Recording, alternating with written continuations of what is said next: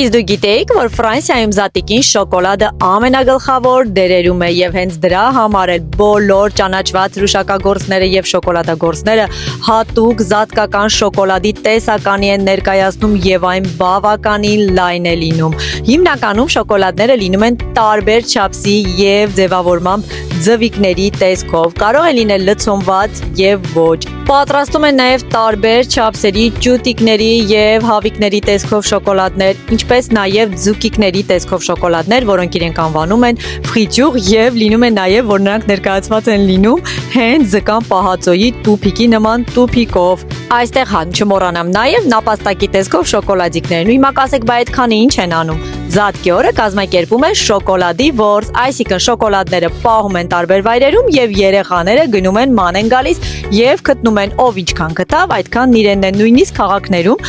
քաղաքապետարանները կազմակերպում են նման որս որևիցե այգում ամբողջովին անվճար ուղղակի երեխաներին ուրախացնելու համար։ Այնպես որ եթե այս ընթացքում Ֆրանսիայում եք, ապա անպայման գնեք շոկոլադ եւ տարեք ձեր հարազատներին նվերներ։ Համոզված եմ շատ են ուրախանալու։